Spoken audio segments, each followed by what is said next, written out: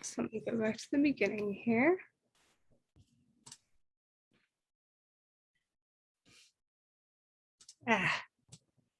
Here we are. The little row of the icons of people always get in the way of where I need to be. All right, so while we're waiting for Hannah, I'll just give a brief overview. All right then, go for it. All right, so again, thank you so much for being here with us. There are names on the screen. We'll share the presentation with you. So any questions you have, you're welcome to email us. So for today's call, we will quickly do our introductions of who we are, briefly go over what is Navigator and how am I supposed to use this in my classroom. We've got a quick student demo and a teacher demo. And then if we have time, you can do some roster checks. So I know some teachers are doing math and science, some are just science, some are just math. So there is some overlap, but in this call today specifically, we'll make sure we go over some science specific features. So for intros, my name is Hannah Bonville. Obviously, I am not a Zoom expert. I should put that on my resume. But I am a senior product manager. I mostly work on content and curriculum, and I do a lot of support. So a lot of the time, if you have questions, you'll probably end up talking to me or to Dina. All right, and then it's also lovely to meet you all. I'm Dina Haas. I am Gooru's Academic Operations Manager. So I do a lot with content and curriculum, but also a lot with metadata and just back-end things.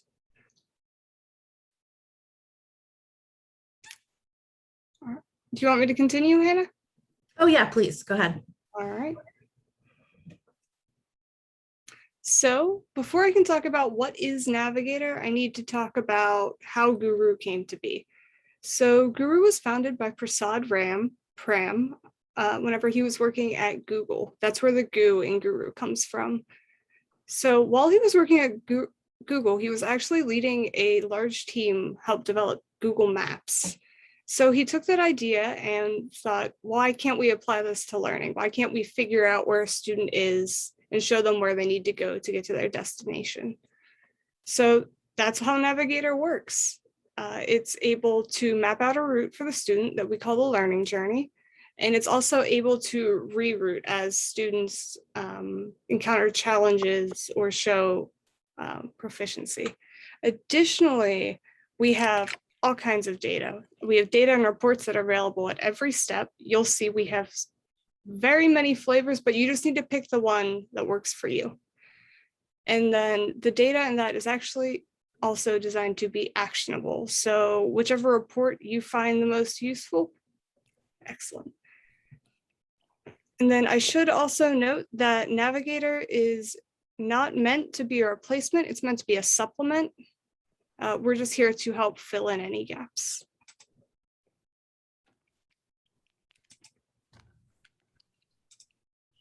Oh goodness, now my thing froze. There we go. All right. So Navigator is designed to supplement and support what you're already doing in your classroom. And I'm going to let Hannah talk a little bit about this. You're muted, ma'am. Outstanding. So we know that you all use Scale, which we really, really love that curriculum. But we got some feedback last year from LUSD science teachers that what we were offering was almost too closely aligned so that students were experiencing things in the classroom and then again on Navigator. So what we did is we took the same scope and sequence that exist in Scale, the NGSS framework, and we've created collections with resources and assessments, like short little ways to assess proficiency, but nothing, while it aligns to Scale, nothing is what students will have seen already in Scale. So for example, in a lesson on the cell membrane, I'm sure they're doing all sorts of like fun, awesome things, hands-on documents, all sorts of cool stuff in Scale in class with you, which is perfect. And then we will just come in as a supplement. We have a cell membrane lesson that might have 1 or 2 review resources, and then just some questions to assess proficiency. So it's meant to, like Dina said, totally support you, not make any extra work for you, and not replace Scale, because we wouldn't want to do that because that curriculum is pretty cool on its own. So how you choose to implement this in your classroom is up to you. So if you're one of our science/math people, you can use it differently in each situation. It's totally up to you. Some teachers have been using it for independent work time. With science, it might be easier to do it more synchronously, so everyone's on the same lesson. Like if you just did kinetic energy in class, then you can have all your students working on that kinetic energy lesson, potentially like as an exit ticket to assess how successful was the lesson. We've also built in some stuff I'm pretty excited about that we'll show you on the student and teacher side. That last bullet point there, the supplemental collections. So we know that with science, and I have to say, Dina and I are both science people, so we get super excited about this stuff. With science, that's not only the content, but also those 8 science and engineering practices that are super important to make sure kids are really learning science. And so what we've done is, while we have the content, collections, and assessments, we've also added in a bunch of supplemental collections that allow for brainstorming, demos, writing explanations, asking questions, so we can make sure that all of those practices are addressed too. And so again, none of that's meant to replace anything that you're doing. It's just to support what you're already doing. So as you'll see in the demos, all those little supplemental collections with brainstorming or like little experiments kids can do with things that they definitely have with them, they are designed to just follow along with the content that you're already covering in class.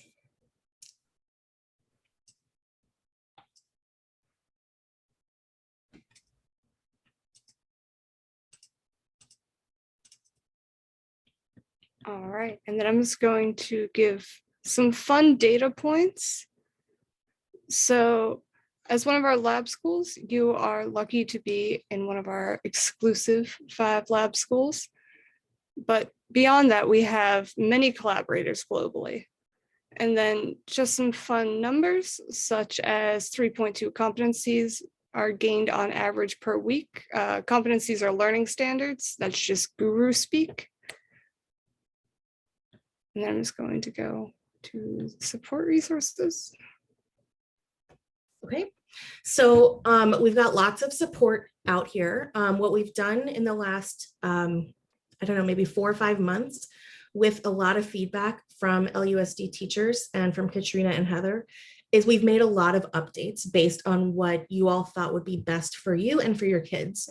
So because things change a bit sometimes over the summers, we have added a bunch of resources to help you keep track of those changes. So all these links are active. We have a community site which just has knowledge articles and also a place to ask questions.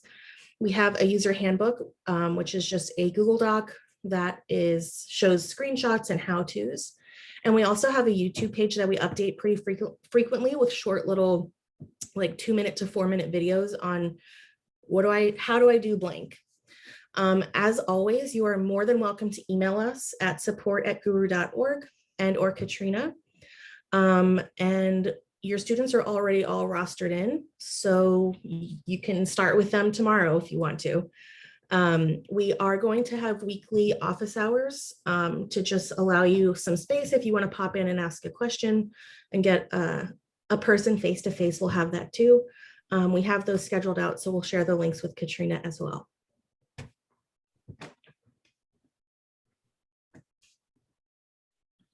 All right. So I'm going to take this chance. I'm going to show you the student demo. Ooh, let me bring this window to the front. And then...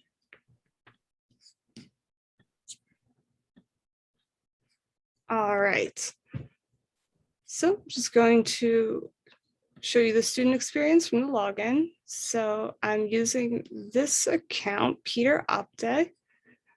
And then immediately, if you've used Gooru before, you can see that we have some updates here. So we've updated the class cards.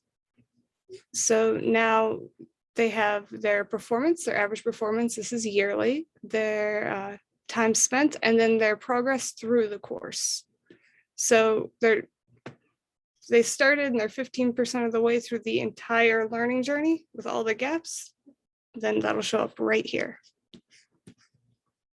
So I'm going to show you the middle school science class just from the very beginning. So I'm going to click in to start studying. And we're given this class card. So before I do anything, I'm going to show you the learning journey.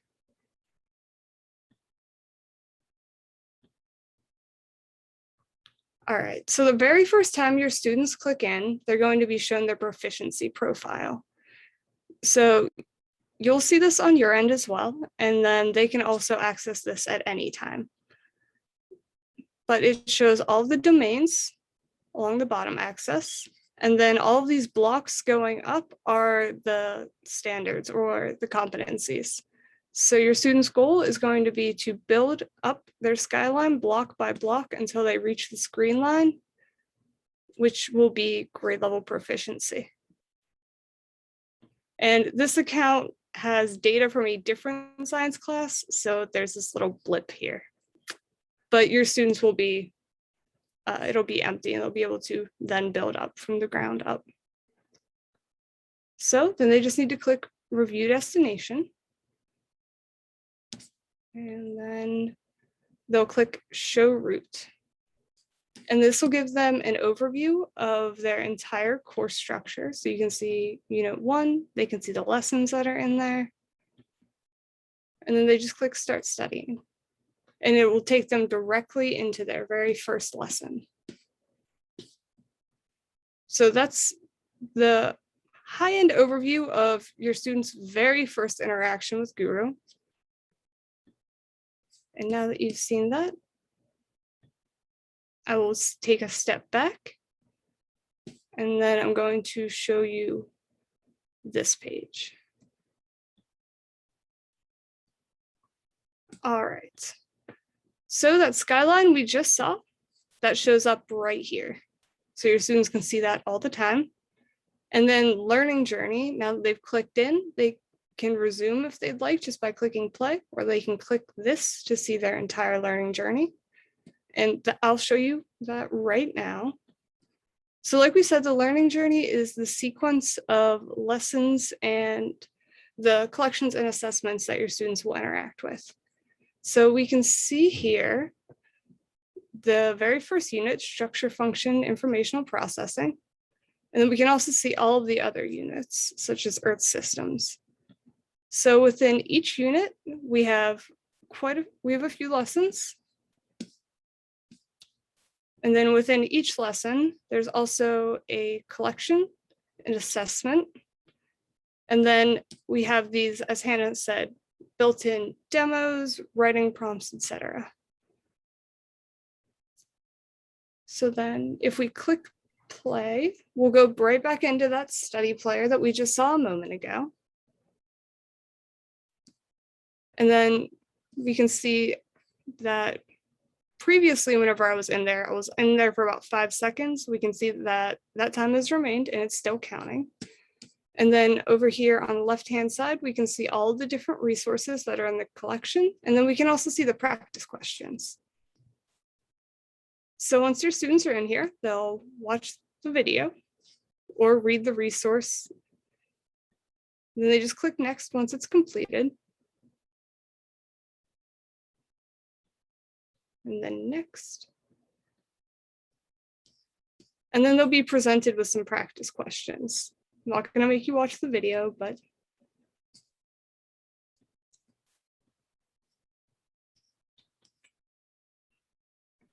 Dina, can I interrupt you? Yes. Sorry, can you go back? Are you able to go back to the prior question? Yes, just let me move my little row of people. Sure. Oh, wait here. I did just want to point out that was a new feature also that you all suggested, being able to include videos and sound files in the questions themselves, which we found to be super cool with science, where like you can show something happening, like if there's mimicry or some type of science process happening. We built a lot of that into the questions as well. So the kids can actually look at something, like for this example, they're looking at a video of a specific ecosystem. So it's a little bit more engaging based on all of your feedback. So we're pretty excited about that too. Hey, Dina, and Hannah, Yes. this is Heather.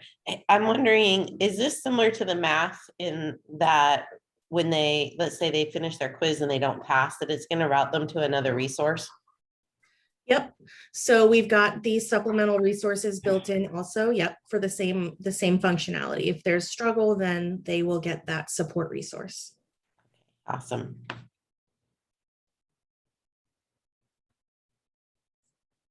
All right. So I'm actually going to exit the study planner now. And then, sorry, this is a demo account. It likes to fight with me sometimes.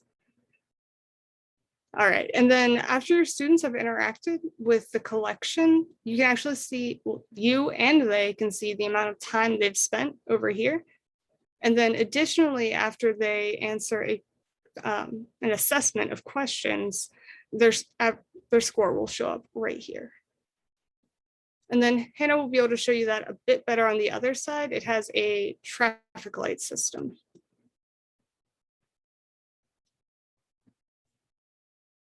All right. So we also have this brand new box that is the performance overview. And this will update as your students work on more and more material.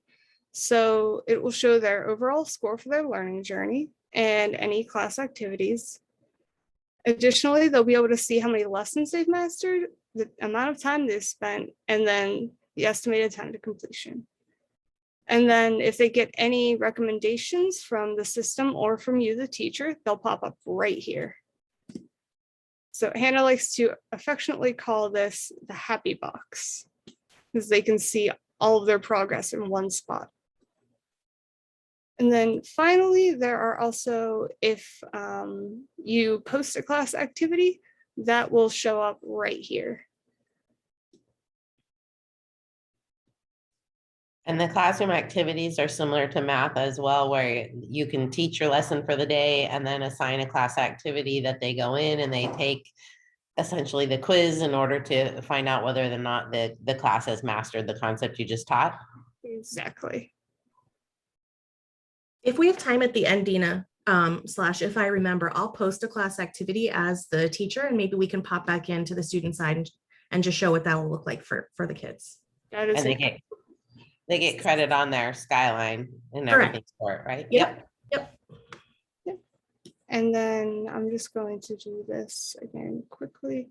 So from the dashboard, I just clicked up on my proficiency, just another view of that skyline if you would like to see. And then they can also click in and see exactly what they need to master in order to reach that green line. And also, because this is a demo account, there isn't much data back here, but once they've worked a fair amount, they'll actually be able to scroll back in time and see how much they've built up.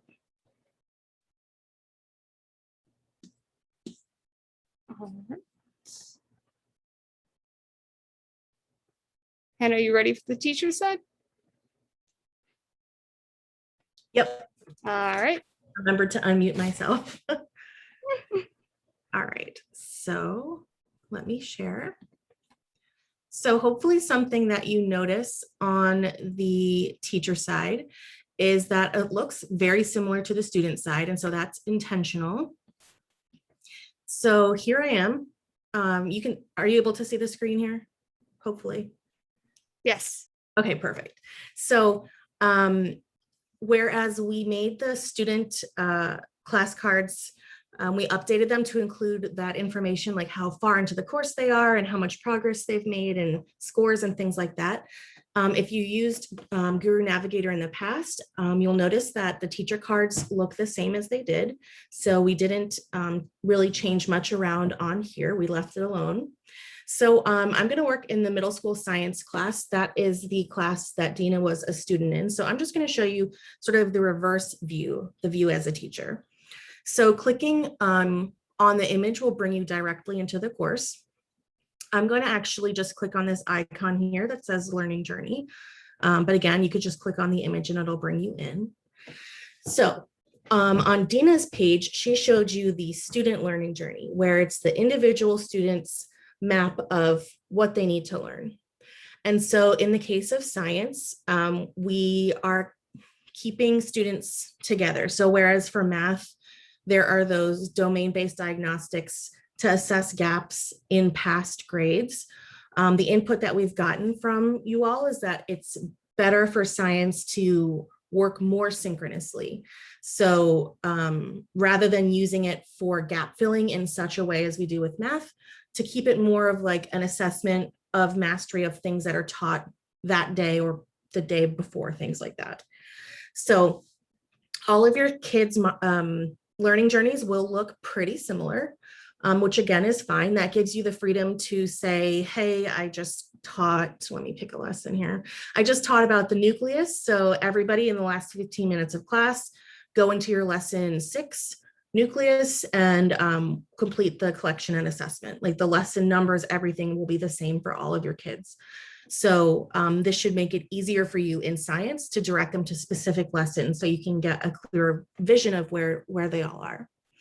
So on the teacher side, as opposed to having with one student, they can see their own journey. On the teacher side, the teacher can see the cumulative progress that students are making. So this course was created this morning. So Dina and I were frantically studying that. We only managed to do 4 accounts, but you'll have more students working. And so you'll have more data much faster than we do.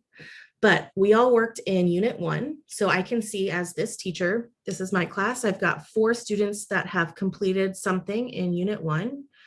If I would like to take a closer look, I can. And as Dina said, it follows a traffic light color coding system. So green is good. We stuck with that universal green is good idea. So anything over 80% is interpreted by the system to mean proficiency or mastery. So anything over 80% is going to show up as green. So if you just want to take a quick look and just stop right at this page and say, okay, I'm good. 90%, we're green. That's all the data I need for now. No panic necessary. You can totally stop at this level. If you want more data, I promise you we have more data. I'm pretty sure we have more layers of data than even I know, and I've been digging around in this for years. So I can click into the unit. And again, the units are divided up according to the NGSS for California scope and sequence, and it mirrors the scale sequence as well.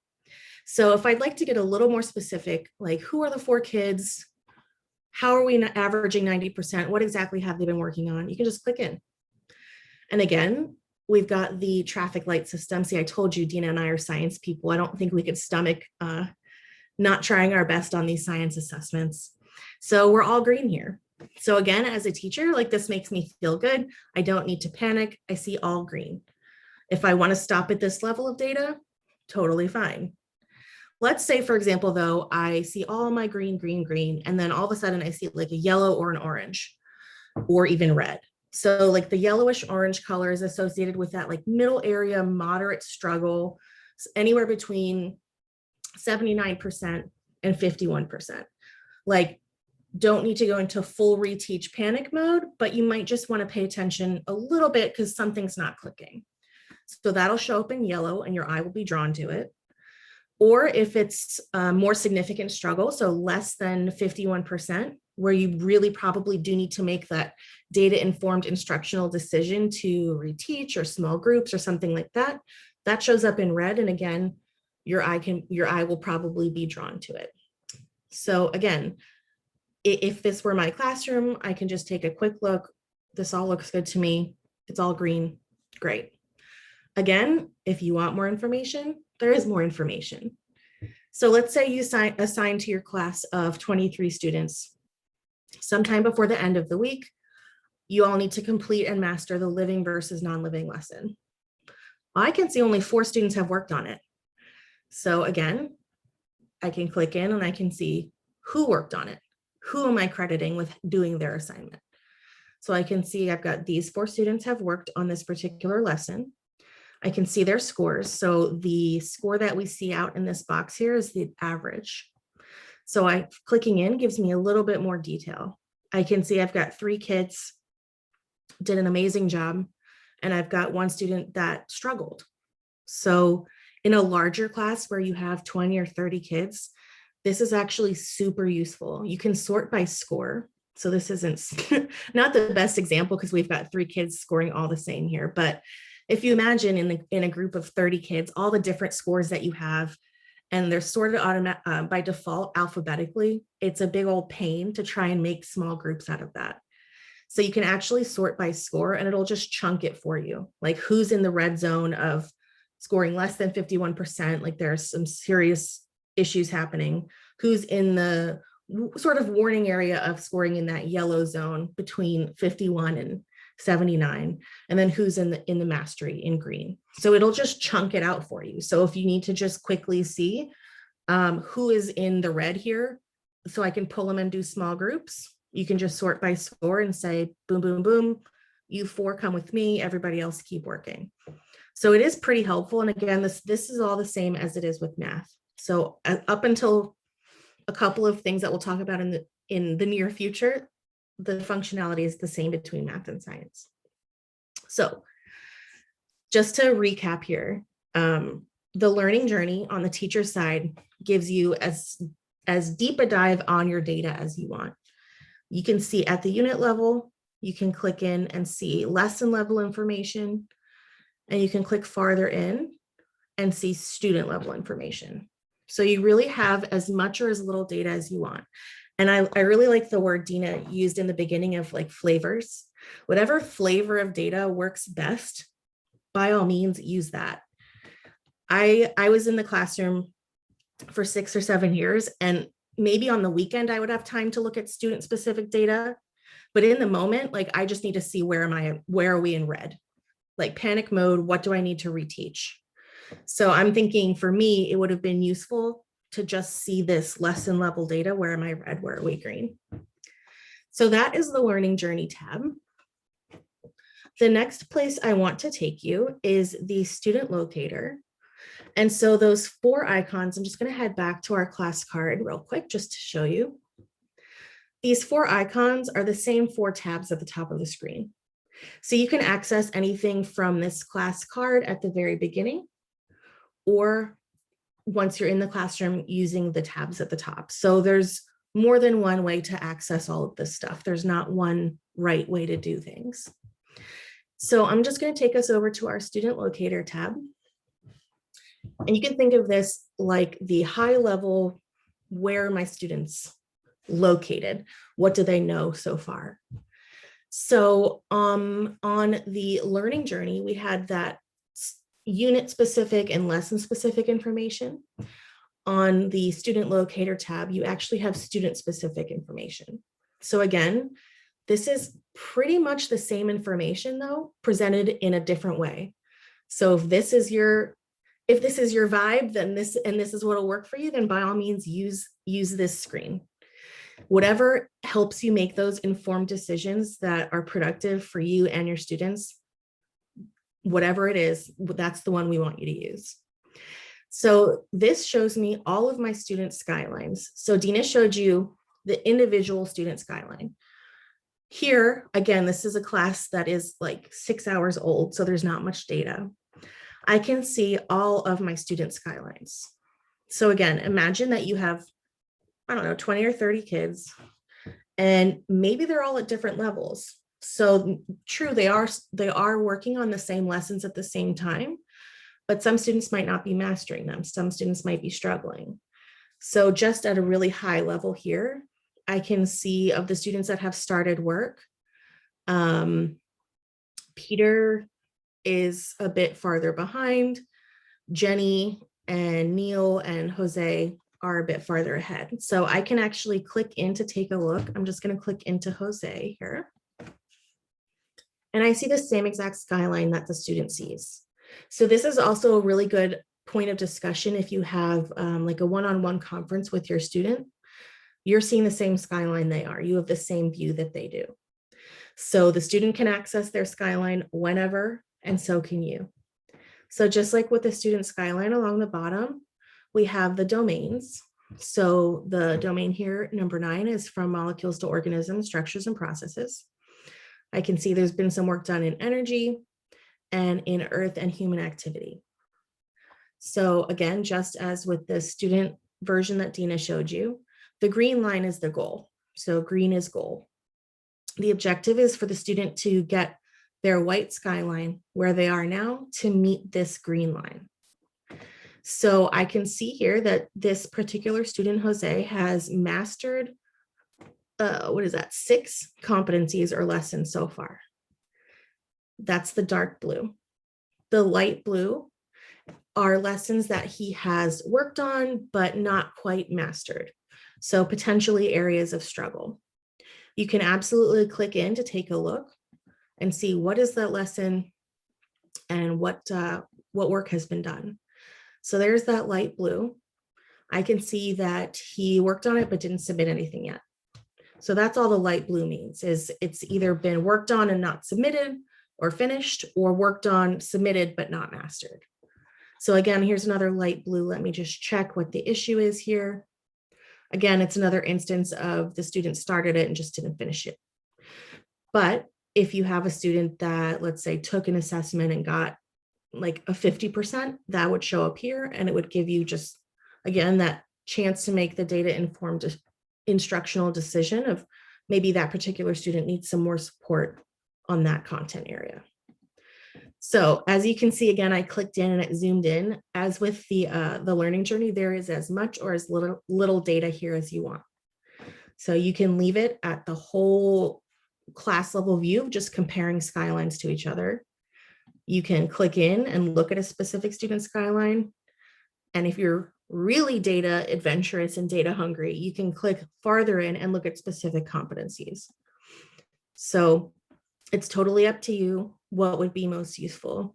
I said this on the math training, but I was very much a learning journey type of teacher. Like, this to me makes the most sense. However, I was talking to one of our engineers and they said if they were a teacher, this view would make the most sense. So I know we're all different. You just need to find what works best for you. So that is your student locator tab. And I am going to pop us over one more tab to the performance overview. I do just want to pause for a second. Dina, can you just let me know if there's any questions in the chat or anything that I can answer so far? You're good to go. Okay. Alrighty, but please feel free if you have questions, just pop them in the chat or interrupt. Either one's fine. So I'm going to take us over one tab to performance overview. And so this is just another flavor of data. It's another way to view the information on your students' progress. So one thing I do want to mention as I go through all of these data visualizations is that the intention, again, is to support what you're doing in the classroom. So if you want to use none of the data, that's also okay. If this feels overwhelming for the first couple of weeks and you just want to have your students work on their learning journeys on their own and sort of be hands-off, that's okay. The data is there when you want it. It's not meant to cause you stress or to use up time. It's there to help you if you want it. So I know that I'm just sort of throwing tons of data at you, but again, this can operate with or without your input. Your students can access their learning journeys and operate whether or not you take a close look at their data. So this is my new favorite page, is the performance overview page. And it shows the progress information as a chart. So again, in our very new class, all of my students are smushed up against the y-axis. So we can see that the y-axis shows the performance score, so the average score on their assessments. So even here, even though we don't have a lot of gains in competencies along the x-axis, I do get a quick viewpoint again in that traffic light system of where are my students falling. So I can see up at the top here, I've got Varun and Jenny are averaging in that green area in like the 90s. So that's great. I've got a couple kids, Peter and Monica, in that middle range, averaging in the 70s.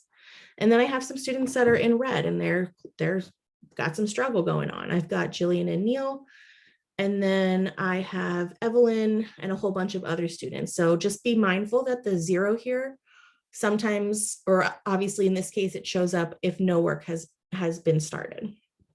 So just be mindful of that. But hopefully, again, the traffic light system helps you provide you that quick real-time information of where students are falling, who might be struggling. So the new stuff based on all of your feedback is along the bottom and side of the graph. Not that the graph isn't cool on its own, but the new stuff is along the bottom. So the first box here is the class progress box. Something I should mention is also based on your feedback, we have added lots of in-product support.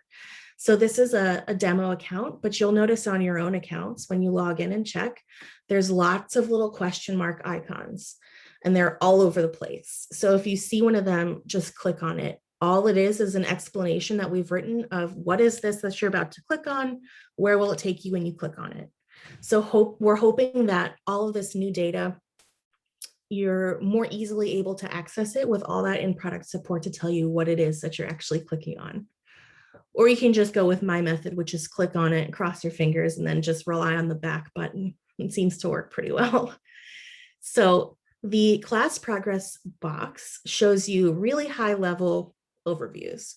So it'll show you an average score among all your students. It'll show you the average number of gains per student and the average number in progress per student. So it gives you that really high level data. This might come in handy if your principal is just checking in. You can say like, on average, my students are scoring 78%. And on average, each student has gained 6 competencies. It's just, again, that really high level class information. Clicking on the header here will take you to your class progress report. So if you used Navigator last year, even for math, you are probably very familiar with this page. This is the class progress report page, and this is a really good place to assess whether or not students are meeting whatever goal you're setting for them. So I know in the past with math, we've done 2 competencies per week. With science, it'll probably be a bit different. For the sake of example, let's just say 1 competency per week. If I tell my students you need to gain 1 competency per week in your learning journey on Navigator, you can just come into your progress report on Friday or over the weekend or Monday morning, whenever you're checking, set the date range to be a week. I can't because this class is less than a day old, but you could just click any week and then just check. Is there a 1 in this column? Meaning, did each student gain 1 competency? If your metric is, instead of gains, you want to focus on time spent. If you say you need to spend 30 minutes per week, you can check over at the end of the week if this column where it says how much time they've spent is 30 minutes. So again, this is one way to potentially assign a score for what they're doing in Navigator, is just to take a look at that class progress report, and you can set any date range you want. Daily, weekly, monthly, from the beginning. Anything that you would be useful for you, you can set it there. You can also download these reports. So if you have progress reports to mail out, I know I said on our math call, but one of the schools that I worked at, we had to print out, we printed out and had to like address the progress reports by hand. This would probably be something I would include in the progress report, would be each student's report of what they've accomplished over the quarter or over the marking period.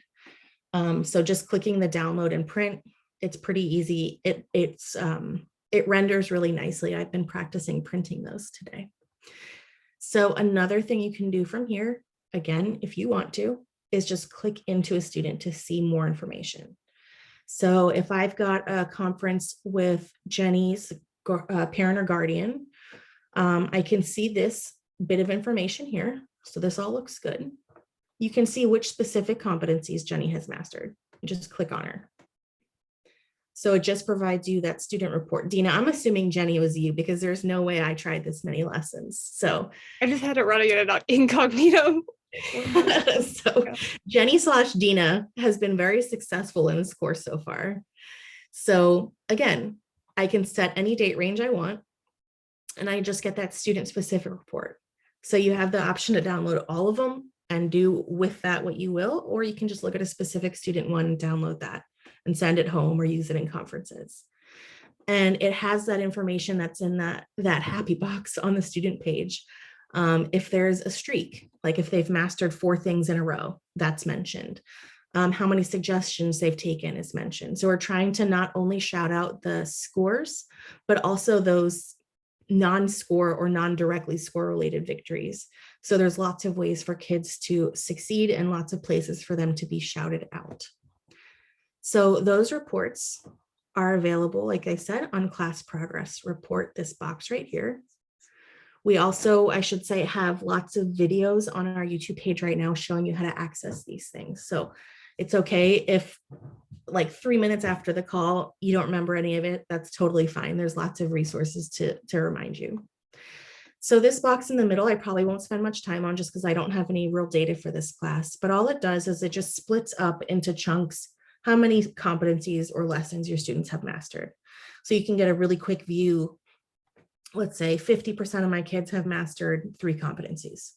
That's the kind of information you'll get here. You can also see data by milestone or unit. And so again, this is a new course, so it's not showing up here, but it shows you that unit specific data. So structures and, structures and processes or structures and functions. By clicking in here, you can see information specific to that unit, like how are students doing on just that unit.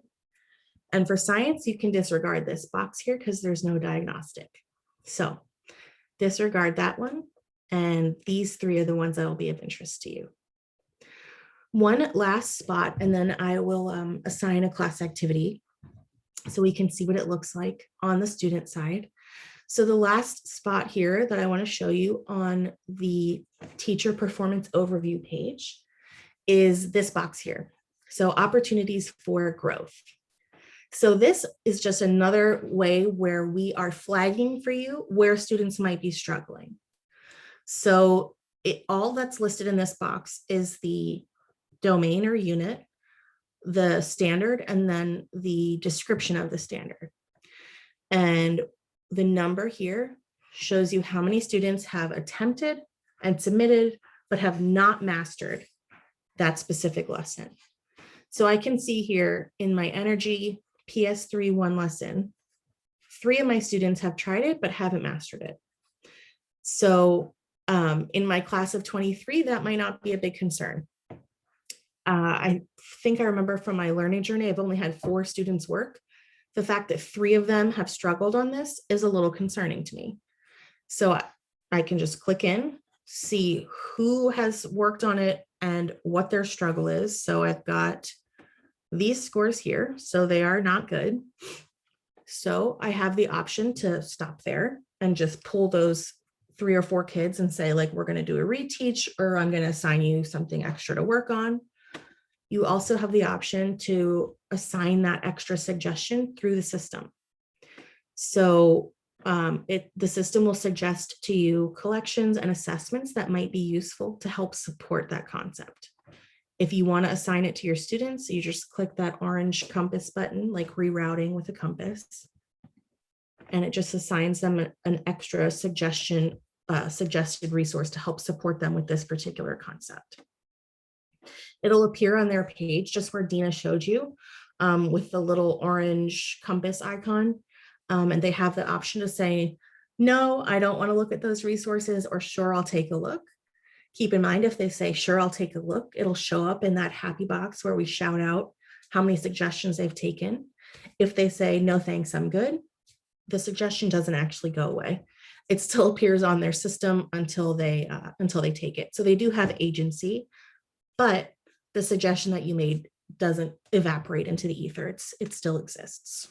So Dina, I can see that there are 3 things in the chat. Can you just let me know what they are before I move on? It's a discussion about district-wide goals. Oh, okay. So I think we're all okay then in terms of what, hopefully in terms of what the different tabs are here. So I am going to go to this last tab here on class activities. And so as Heather mentioned, this is a really nice place to assign supplemental activities that you can use as exit tickets or homework or warm-ups or to assess mastery. It's totally up to you. And just like we've been saying from the beginning, this is optional. So again, if you just want to have your students work on those learning journeys and follow along with the lessons that you're doing in class, that's absolutely fine. If you want to assign supplemental activities, you can do that as well. So I'm on my class activities tab. I can search for different assessments. Let's say I want to look for energy. All right. So I've got a whole bunch of options here in terms of energy that I can assign to my students as, like I said, exit ticket, warm up, homework, way to assess how successful a lesson was. You've got lots of options and you can see the tag that is associated with them. So let's say comparing potential. Yeah, let's take a look at this one. Maybe this is what I want to assign. So all I did was click on it. I just want to take a quick look. Great, looks perfect. I'm going to assign it. You just click the plus button. You could select a start date and an end date. So I'll just say today is our start date. We'll make it due, I don't know, Friday, and add it. And there it is. So at this very moment, it's not going to show up on the student page. The only thing you have to do is turn it on. So truly, you can search for stuff, assign it, you can schedule in advance. I know there are teachers, they sometimes reach out and ask questions. They really use this to assign things in advance, which I think is a really cool way to do things. So they like map it out with their curriculum and they know like next week we're working on blankety blank. And so they search for things and assign it in advance. And so you can set that start date and end date. So it'll just show up whenever you want it, whenever you set it to show up. So all you need to do is turn it on. So now it'll show up on the student page. They'll take that assessment as they work, the data will appear here for me. So again, I'll get that traffic light system of the green, good, yellow, meh, red, not good at all. And then you can, again, make those data informed decisions from here. You can just click in. I have nothing because nobody's worked on it, but you can take a look at specific student data, or you can just leave it at this level and say, as a class, our average is 85%. I'm comfortable with that. We're going to move on to the next topic. It's totally up to you. But there's lots of stuff available in these libraries for you to browse through. You can preview any of them just by clicking on them to take a look. So what did I search for? Energy. So mitochondria is coming up. You could take a look. Cool. Looks good. Maybe I just want to assign it. I know I'm working on this next week. I'll just make it active next Monday and it'll be due next Friday. Done. So it's not appearing here because this is our daily view for today.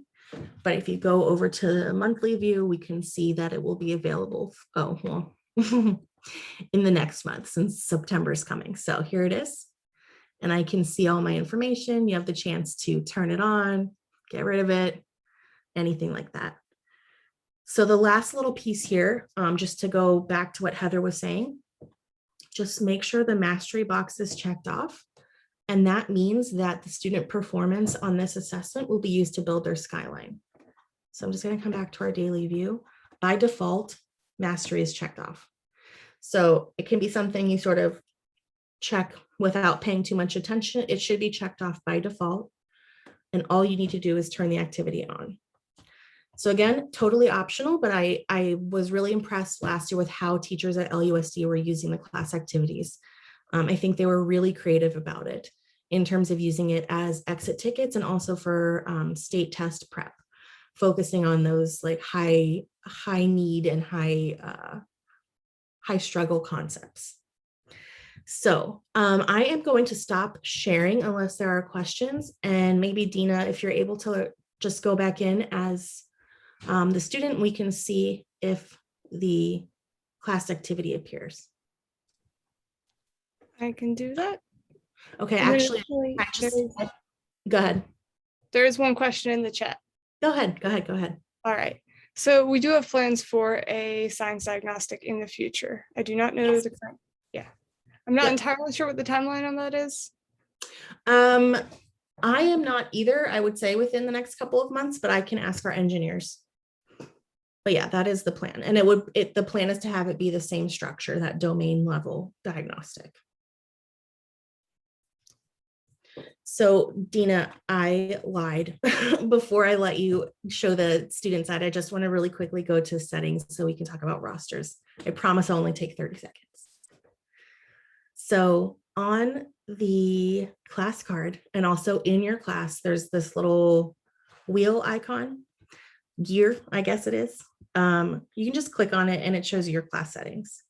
So if you have a chance or you have or haven't done it yet, your roster appears here. So before you start working on your Navigator science with your students, I would just double check your roster, make sure it matches what you have in your SIS. So again, I just clicked on the little wheel thing and it brought me right to my settings. And again, it just lists all your students. If you are missing anybody, we have a sheet to fill in. We're just going to use the same sheet that we use for math. And it just asks you for like name, student email, and the class code, which is right here. So we know where to add the student. And we are usually able to get them added in within like 20 or 30 minutes of when you send the request. So yeah, I think that's it on the teacher side.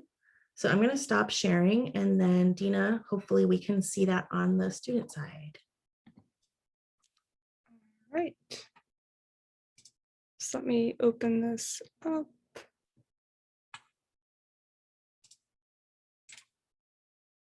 Managed to lose my page. All right, here we are. So I actually already loaded in preparation. So you can see right here is that class activity that Hannah just assigned. And then I'm also just going to point out earlier, whenever she made that suggestion, we can see that the teacher made a suggestion. And then if I click in here, it also pops up. So I just want to take a quick moment to say that if you make a suggestion, it will show up in this list and it won't go away. So even if your students decide, like, I'm not going to do this right now, it will always be there for them to try whenever they're ready. Same goes for the system. And then, yeah, right here, we can see our assignment. All right, I'm going to stop sharing my screen. And then, are there any other questions? Anything you'd like to see again?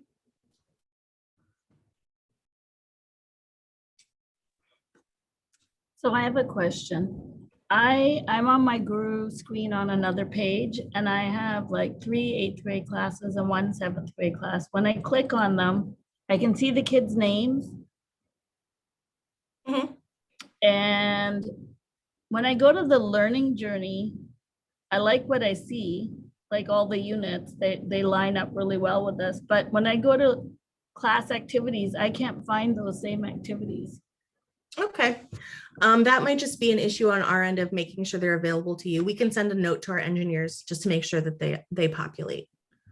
So we'll send our engineers that message after the call, and then hopefully by tomorrow morning, they should be there for you.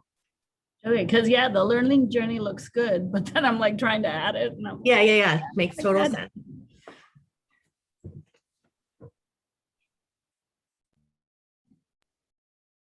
So Lambersville teachers, this is Heather. I know we have 3 of you, and the question came up about, is it required? Does it need to be like math? And right now we're not saying that it needs to be like math where we have a goal of 2 competencies mastered by each child every week. We really want to just get teachers using it and getting a feel for it, get students using it and get a feel for it, try out the different things. We do want you to assign it to your class on occasion, follow along, get enough data in there that you get a feel for what their skylines look like and which data reports are really helpful for you identifying which kids need what, so that you can have good information for your students and doing the good work that you do, but B, also to give feedback back on, are there other things, are there hiccups, are there glitches, are there things that could make this stronger? Because Gooru has really done a great job of being responsive to our feedback and making things a lot better. And we've come a really long way over a couple of years. And excuse me, I have a cold, so I'm sorry. We know that it is making a difference with our math students, and we would love to be able to get to that point where we know we have this really dialed in and making a good difference to support the teaching that you're doing in your classroom for science as well.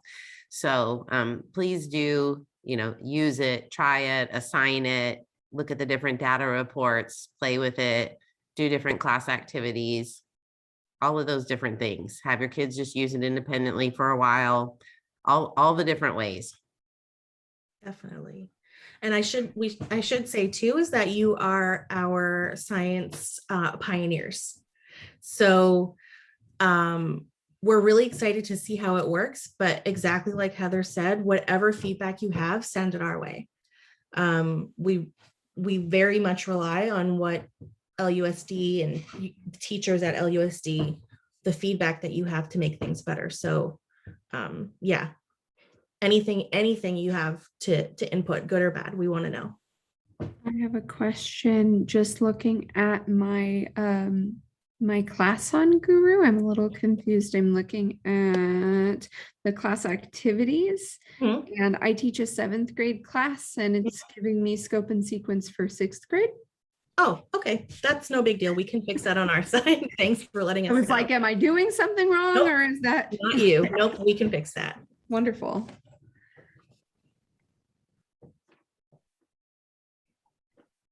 Okay. Well, Heather and Katrina, is it okay if I just close it out? Yep. Yeah, absolutely.